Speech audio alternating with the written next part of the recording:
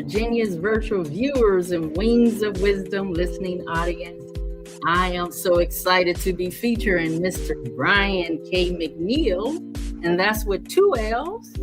He is the Sales Skills Improvement Evangelist, and he is also the dedicated and devoted husband to Dr. Lisa Santiago McNeill, and he's a former veteran. So thank you for your service, sir, and I am so excited that you are here today on today's episode. So give Virginia's virtual viewers and Wings of Wisdom listening audience a brief backdrop of your bio, and let's dive deep on mastering the art of sales.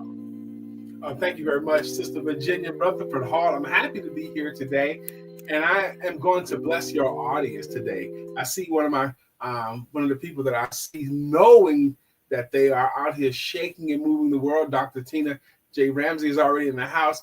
How you doing, Dr. Tina? My name is Brian K. McNeill, and I am the Sales Skills Improvement Evangelist. That's why I like the title Evangelist, because that's an zealot advocate for. And I do think the ability to sell has more to do with our happiness and sadness, or prosperity or poverty, than just about anything else. We do sell our ways through life. But yes, I am a current military veteran. I am an Army veteran. I am married. I am a minister as well. I'm a father and a husband and a grandfather. Paul B, that's who I am.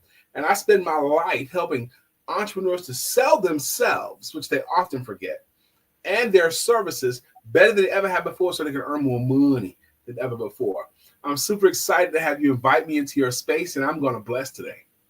I am so grateful you are here. I love the fact that you are a veteran and an evangelist. So I'm grateful. So how did your journey as a veteran and also as an evangelist shape your approach to sales and entrepreneurship and coaching? Oh, my. What a great question. It was going to require a big answer, though. I went to the Army when I was 17 years old because my mother and I had a different idea about how the household should be run, and it was her house. So I had the choice to get out or confirm, and I got out and joined the Army. And when I was in the Army, I decided to jump out of planes for a living, too, while I was in the Army. And when I got out of the Army, and as I was going through life, I got married to a beautiful woman. And she showed up at the job one day and said, "Brian, we're pregnant." And she never had showed up at my job before. And I realized that my job as a front desk supervisor was not going to be enough to afford a wife and baby. So, and people have been telling me for a while, Sister Virginia, that you'd be good at sales, Brian. You'd be good at sales. And at that time, I didn't know what sales was. I was 23 years old. I didn't even know what sales was. So I looked in a newspaper. That's how long ago that was. And I looked in the help wanted section, and I found a sales category, and I saw an ad that says entry-level sales will train. And I said, that's me, because I don't know what it is. So I went there, I interviewed, they hired me. And Sister Virginia, it was a straight commissioned sales job. And some of you guys, as soon as I say the words, they're going to do just like she did and sit back. Straight commission means if you ain't got no sales, you ain't making no money. And the training consisted of hang in there, you'll figure it out.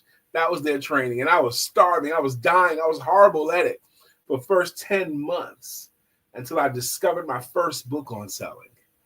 And it was called How to Master the Art of Selling. And on page 4 of that book, it talked about why you cannot fail in selling. And I needed someone to tell me that because I was dying. I was hurting. But page 4 talks about if you'll just do the basis of what you're supposed to do, you can't fail in sales. So I finished that book and I got another one and I got another one. And by my count, I've read more than 700 books, how to sell, manage salespeople, or self-improvement, as well as publishing 8 books of my own. So that was a journey for me to get here. Wow. So sales, that's your actual baby. And I actually had a sales coaching session with you, and I want to thank you for that coaching session. It was absolutely amazing. It was intense. But it was amazing. So tell me this. I love the fact that you're an evangelist. What spiritual or biblical principle have guided your path in both business and ministry? Well, I do believe in God, and I do believe in the tenets of the Bible, and the Bible is very pro-business. It talks about the millionaires in the Bible. It talks about doing business until I return, but there's certain scriptures that mean more to me than others. Like, for example, Proverbs 11:26 says, the people will curse the ones that withhold the grain. They wish blessings upon the ones that will sell it. So, and our grain today are the answers we have, or our intellectual property, or our solutions.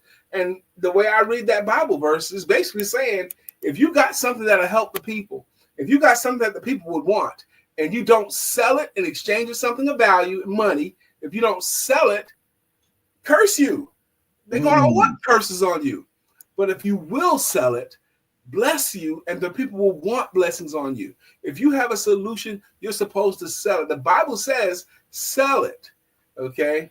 Be willing to sell it. It doesn't say be willing to give it, okay? And there's also a parable that's written 3 times in the Bible. It's in Matthew, Mark, and Luke, the same parable, the parable of the talents.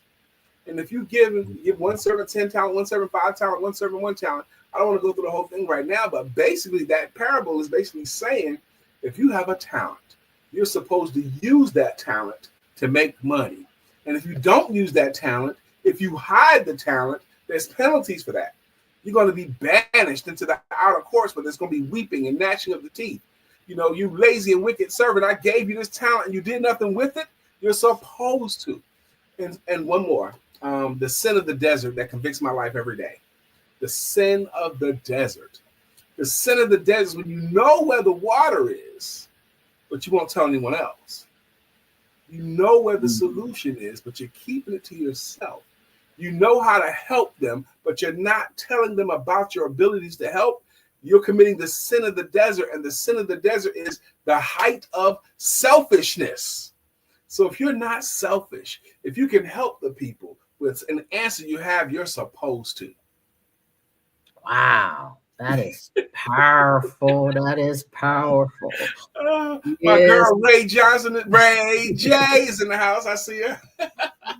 Yes, and Dr. Tina J. Ramsey is making all of this possible for me on Roku TV, Fire TV, Apple TV. So I'm so grateful. And Wings of Wisdom show hit the number 3 spot last month. Congratulations. Yes.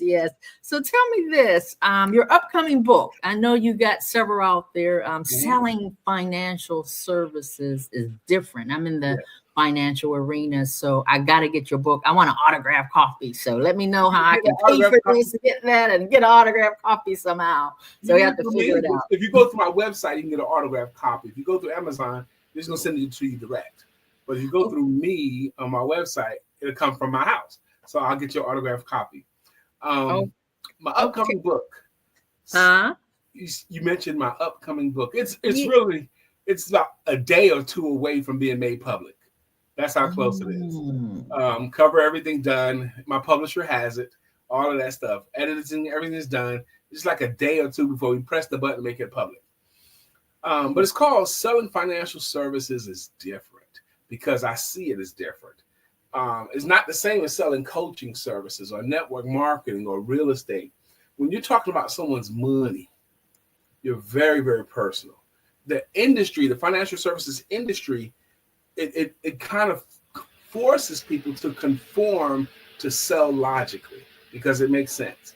If the clients will put this much money into this vehicle, they're going to get this kind of results. That makes sense. That's such a smart thing to do.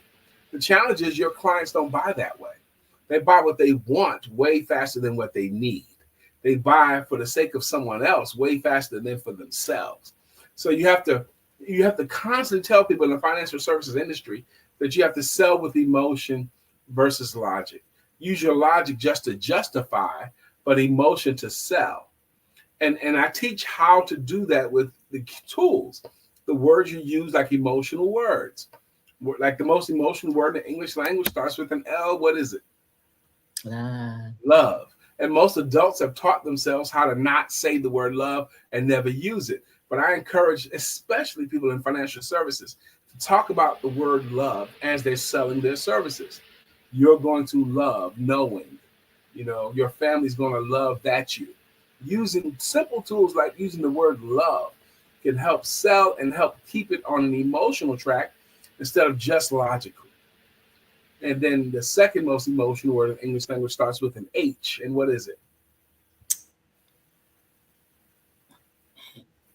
Emotional? The second most emotional word in the English language starts with an H. What do you think it is, Sister Jacqueline? Huh? Hope. Hope is a good guess. Actually, the word that evokes the most emotion in the world is love.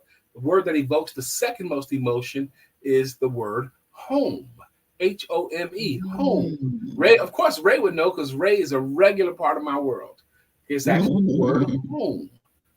Thank you, Jacqueline, for the guess. It's actually the word home. And you're finding a way to use the word home in selling financial services. Everyone in your home will be protected. Everyone in your home will appreciate that this has been done.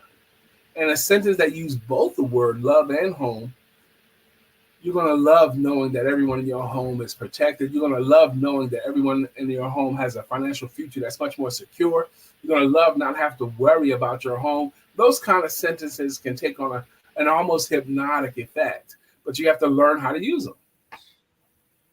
Yeah, that's powerful. So what is the number one mistake that professionals are making when they're trying to actually sell, like being pushy presumptuous? The number one mistake entrepreneurs and salespeople are making today, and it is so pervasive, and it's so the number one mistake entrepreneurs are making today is they never ever even ask for business.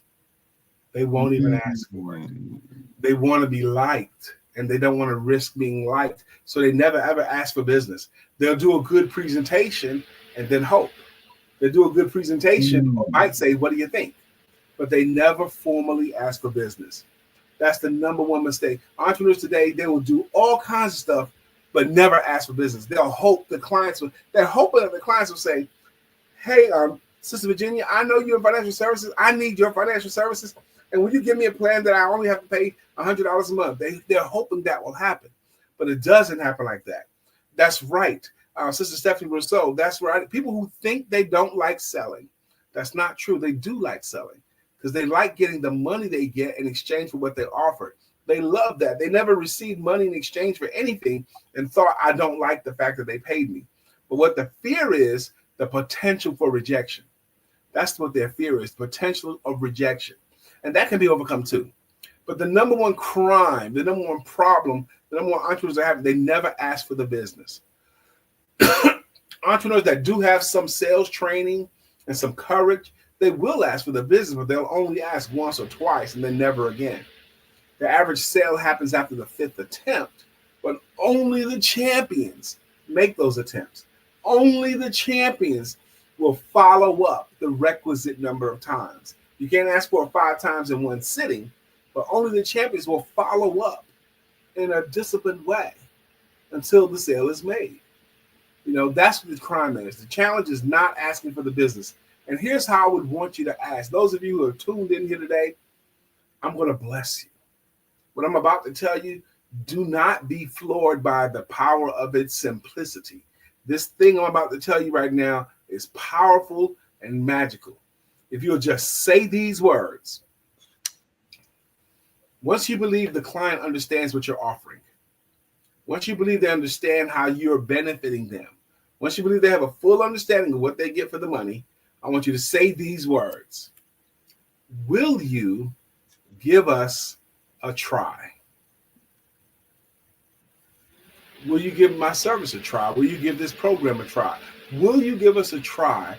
It's such an amazing, non-threatening way to ask for the business. It doesn't hurt you. Ask them to give you and your services a try every time. Will you give us a try? When you only, Ray, I'm telling you, I understand where Ray's going. She wrote the word try. Only use the word try in this instance. Only use the word try after you believe they fully understand what they're getting and they know how much it costs. Ask them to give your services a try. Try is a tricky word, and I think that's might be where Ray's going with it. You don't say stuff like, when someone asks you what you do for a living, you don't say, I try to help people. That's a crime. No one's going to pay you for trying to help them. They'll pay you for helping them. But give our services a try once they understand what they're getting and how much it costs. That's when it's appropriate. Wow. So sing it, girl. Wow. Wow. Wings of wisdom. Wow. So I love it. So tell me this. What are your leadership skills from the military? Yeah. How does that incorporate with what like continue to influence your sales, your business owners? How do you influence that with your leadership skills? Now,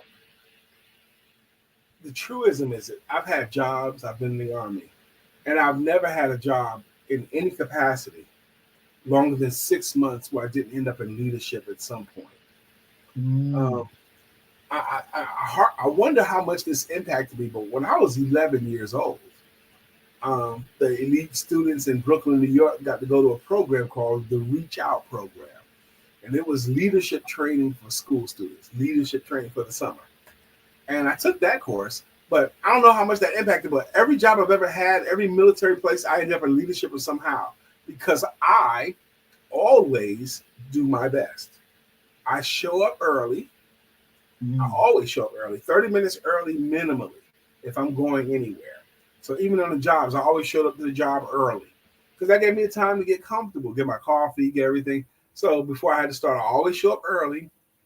I work everything as good as I can, and I don't cut corners, which is a reliable leadership trait. And when companies see this, I had one job one time. I was launching my business as a sales trainer, but I still had a household to maintain. And I took a part-time job as selling over the phone during from 9 till 2. Okay, that's all it was. There are 70 or 80 telephone salespeople in the room, and I was there a week and a half, 2 weeks, and they called me into the office. My first day, I gave a class, by the way. My first day, they had this objection. They had a sales meeting, and they had this objection that's been bothering all of them. And I told them how to overcome that objection on the first meeting. And then they asked me, can you explain more? And I went up to the board and I showed them how to do it. My first day. But 2 weeks later, they came to me and said, Brian, we need you to be the sales manager here. And I was like, nah, I'm doing my own thing. I don't want to be the sales manager here. I'm doing my own thing. And then the week later, they said, Brian, you have to be the sales manager here. I said, what about this person? What about that person? They've been in the company much longer, and they know what they're doing. They're pretty good at it. Those people can do it, but they can't lead anybody else. We need you to do it. And I asked for a lot of money to be the sales manager, way more than I thought they would say yes to. And I told them, and this is going to kill you right here. I said, look, I'm only going to work 4 days a week. I won't work any Fridays. Okay. So they had to pay me a guaranteed salary, pretty high. And I only work 4 days a week because I had told them no already. And I was about to tell them no again. And they said, okay, we'll do it. So you sold yourself. Well, there was a concept going on there. The fear of loss is greater than the desire for gain. And when they realized that I could potentially just leave altogether, they wanted to do more. And people will do more to protect something that's already in the house instead of trying to find something else. They had some fear of loss because I already told you guys no. I don't want to be the leader of this group here. And that's why I love your coaching service. If you are out there in the audience and you need a sales coach, you're in the industry and you don't know why you can't move forward, you're not able to lead, you got self-doubt, you have this coach here. You need to look no further. He is amazing. His exceptional coaching skills and evangelist approach is absolutely amazing. So tell me this, you help countless professionals, and what drives you and keeps you keep doing these workshops, these books, these Yeah, yeah. keynotes? What's the driving force behind you? I believe God. I believe that God has uniquely gifted and qualified me. I think God has prepared me. And I think He has positioned me with a love of this and a desire to learn more and more of this and the ability to communicate it and teach it well. That I think that God wants me to help people to earn more money by teaching them to sell better. And I think if I don't do it, I'm showing dishonor to the gift that He gave me, the skill that He gave me. And I've seen enough people, Sister Virginia, that have taken even a little bit of my training that benefit greatly. I've helped people to pay their bills. I've helped people to pay their mortgage. I've helped people to grow their businesses over and over again. So, I believe my philosophies work. I know they work because I have enough units of conviction. But I think that if I don't do this, it's just like hiding my talent in the ground. I want to tell you something happened just yesterday in my business. They had a lady, she said she wanted to hire me. She had done a consultation with me, and she wanted to hire me as a sales coach. And I told her how much it'd be. And she goes, okay, I'll pay you tomorrow, which is fine. I don't care what day they say. I just want to put it on the invoice what day you say you're going to pay me. And then tomorrow came. And then she called me up just yesterday and says, well, Brian, could you lower your rates? Could you do it for like $500 less than this? And I said, why would I do that? I said, if I doubled or tripled my rates, it'll still be a good value for you. You're still getting a better value. The money you paid me, I'm going to spend, but what you get to use the benefits of it today and tomorrow and next week and next month and for the rest of your careers. Even if I doubled or tripled what I'm charging, I'm not going to know. I'm not going to lower my rates. I said, I should be charging twice as much, and it'll still be a good deal. And she says, okay, no problem. We'll just leave it like it is. And paid for it. Wow. I And paid guess me right away, too. Yeah. yeah, she was just trying to negotiate. She trying to slip that in for just a minute, but she was like, "What? Why would I do such a thing? If you're offering something to someone that's going to benefit them, and then that's going to benefit them, there's no reason to lower your rates. Most likely, you need to be charging more. Most likely. Wow." So if someone is watching today and they're sitting in the audience and they're struggling with self-doubt, their ability to sell, what words of wisdom would you speak into their life on today? Well, as grown-ups, very few adults could do anything successfully without some levels of accountability. And none of us have lived long enough to have all the answers. We all need some help. We all need some support. So you need to keep learning. I offer a free consultation to anyone that schedules it with my Calendly link. I don't know if you have it or not, but I'm willing to offer a free consultation. It's calendly.com/BK McNeill. BK McNeill, that's mine. But words of that will be encouraging. Let's say I never saw you again and I wanted you to sell well. I would say to ask yourself this question. Are you selling to people or for the people? See, if you're selling to them because you're trying to make money, if you're selling for them, it's because you know they're going to be better off. And if you know they're going to be better off, you owe it to them to motivate them to take your solution. You owe it to them to motivate them to take your solution. Selling today is more of a motivational act than it has ever been. Calendly.com, Sister Mia James. Calendly.com. It's a popular scheduling app. /BK McNeill. MCNE. Thank you, Ray. That's exactly right. What Ray put up there. Ray J. Johnson. Calendly. Thank you, Ray. I appreciate that so much. You owe it to them to offer it to them. They don't have to accept it, but you have to offer your services. And if you know they're benefited by what you offer, you do owe it. Motivation is the thing. Your job is to motivate them to take an action. I do hope to speak to you, Mia. I do hope to speak to you, Sister Juanita. And it's free. There's a rap lyric by some poets of the 80s that I like. Okay? And it goes like this. Listen up, homeboy. Give this a thought. The next time someone's teaching, why don't you get taught? It's like that. I'm willing to teach. You guys should get taught. Yes, Miss Mia James has a financial service company, and I'm actually a part of. She's the founder. She fired her boss at the age of 40, and she has a full-fledged financial service company. And I sent her the link yesterday, and she's helping me in this financial industry as well. So, Wonderful. Mia James, Congratulations. Thank you. So I'm gonna do some rapid fire fun just for a few minutes. Okay, let's do it. So tell me, before your keynotes, what is it, coffee or tea?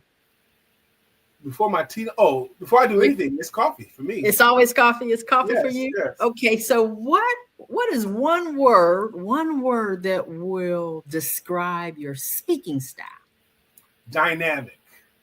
Wow, that's so true. That's Dynamic. So true. I rock when I give a workshop, and everyone in the room gets involved. Everyone gets involved in the fun. It's laughter and learning. Yep. Okay, so what is your favorite scripture that fuels your faith in business? Colossians 3:23 and 24. And whatsoever work you do, do it as if you're working for the Lord and not man, for you know there will be a reward for this. Wow, that is powerful. Colossians 3:24. Did you 23 and 4? 3:23 and 4. Okay, and tell me this. What book? I know your books is there, but besides yours, that every entrepreneur should read. Besides mine? Okay. Besides my books, there's a thin little book. You can read it in the afternoon. It's an absolute treasure. It's called The Greatest Salesman in the World by Og Mandino. It's set in biblical times and is biblically based, but it's a little thin book. You can read it in a couple of hours probably, but I think it does the best as far as getting your mind right to be great. Set in the time period of Bethlehem and baby Jesus in the manger, that kind of time period. I think it does the best job of mentally preparing you to do this work great. Wow. And don't let the title throw you off. The greatest salesman in the world. That's the title, but it's based on biblical tenets, and it's the best. Wow. I love little golden treasures that you can read in the afternoon. You know, as I love listening to audio, to just grab a nugget and just dive in, and a little thin one. Oh, I can do that all day long. So in the last one, tell me this, what's the best advice that you received in or out of uniform that you can give to the audience? Okay, this is the best advice I ever got, and I'm going to share it with you. Two things to be successful in life. Number one is be willing to ask for more help. Be willing to ask for more help. And number two is be willing to accept more help. The best advice I ever got, the best advice I'm going to be giving. You can't do this by yourself, none of us. We all need some help, but be willing to ask for the help you need. And when it comes, I made the mistake 5-6 times. Someone raised their hand saying, Brian, I want to help you. I want to support your business. And I didn't let them. I didn't know how to use the help. But as I mature, I'm learning to accept help. Thank you. And if you can give Virginia's virtual viewers one last golden nugget that they could take home today, what would that be? Ask for the business. Ask for what you want. And ask formally. You don't have a problem with selling. You have a problem with making offers. Most of these entrepreneurs that tune into things like this, they might go a month and only offer their services once or twice, or 2 months, 3 or 4 times. But if you will offer your services, give people a chance to say no to you, and they get a chance to say yes to you, you'll sell more. And holler at your boy. Schedule time with me. Schedule a time. Okay, I want to thank you so much for leaning in. I appreciate you. And like I said, your coaching service is absolutely amazing, and complimentary consultation for those individuals who need help. You want to lean in. So you want that information once again, how they can reach you? calendly.com/BK McNeill, McNeill. Love it. So thank you, Wings of Wisdom listening audience and Virginia's virtual viewers. We're so grateful to have you on today. And we will see you on the next episode of Wings of Wisdom.